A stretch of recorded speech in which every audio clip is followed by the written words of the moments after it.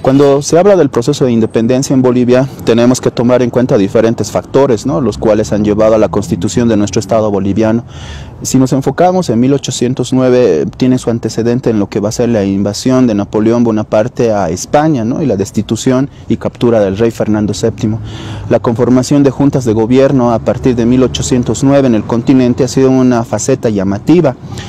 Si bien el proyecto aquí en La Paz y en Chuquisaca se inició en ese año, debemos recordar que la Revolución de Buenos Aires de 1810, del 25 de mayo, fue el que permitió, ¿no?, darse este paso para posteriormente ya adelantar, o en este caso dar como resultado el proceso de independencia. Ahora, en cuanto al proceso de independencia, hay que verlo también como una guerra civil, el enfrentamiento entre los mismos habitantes americanos. No tenemos un ejército netamente español.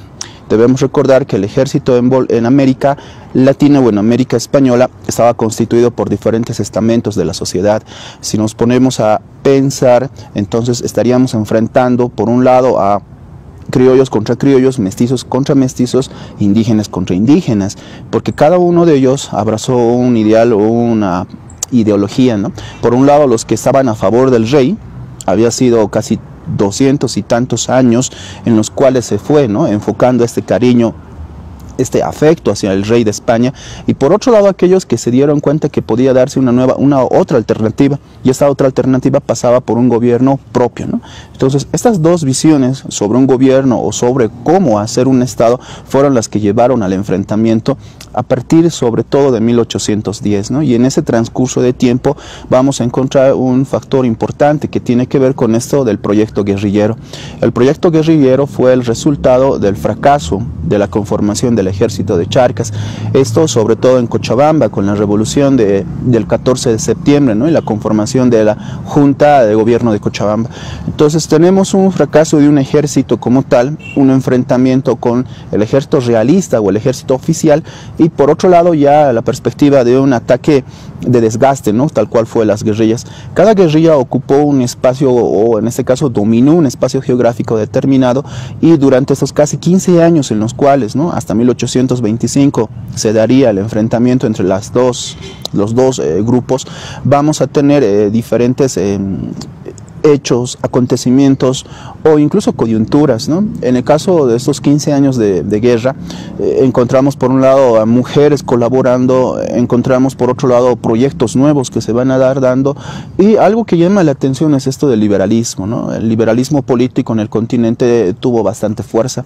Debemos tomar en cuenta que desde 1816 ya se fueron constituyendo nuevos estados, como el caso de la Gran Colombia, como el caso de la Confederación Argentina, o es más, incluso esto de los Estados Unidos, ¿no?, en el siglo XVIII y su independencia.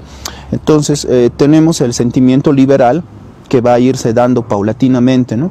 Y en 1820 podemos encontrar ya, diríamos aquí en el caso boliviano, o Charcas, como se le decía en la época, o Alto Perú durante la Guerra de Independencia, ya un sentimiento, digamos, de descontento tanto con los rioplatenses o con los bonaerenses y con los de la audiencia de Lima, ¿no?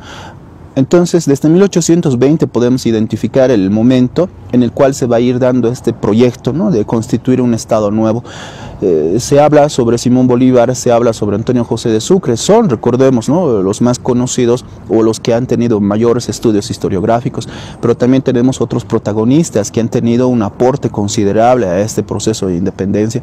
Por tanto, si vemos 1825, gran parte de estos personajes no han tenido, ¿no?, una participación, salvo José Miguel Lanza y Vicente Seoane, ¿no?, que sí estuvieron en 1810 en esos acontecimientos. Crear un Estado nuevo para muchos, como el caso de Charles Arnade, no fue, digamos, una tarea buena, ¿no?, sino más que todo fue una especie de salida caprichosa a no querer pertenecer ni a Lima ni a Buenos Aires, ¿no?, y lograr que la idea de una audiencia que se había mantenido, ¿no?, durante el periodo colonial independiente ciertamente o autonómicamente del Virreinato de la Plata y del Virreinato del Perú, fue lo que impulsó, ¿no?, la creación de un nuevo Estado aquí en esta parte del continente.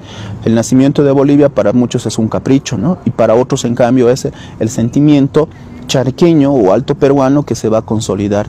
Por ello, el 6 de agosto de 1825 y la proclama de la independencia significan una ruptura, es cierto, ¿no?, con este lapso colonial que se dio, ¿no?, durante el siglo XVI al siglo XIX, pero también representa una continuidad en cuanto a la constitución de nuestra identidad boliviana. Por favor, dale un like y compártelo con tus contactos. Ayúdanos a difundir la historia de Bolivia. Gracias.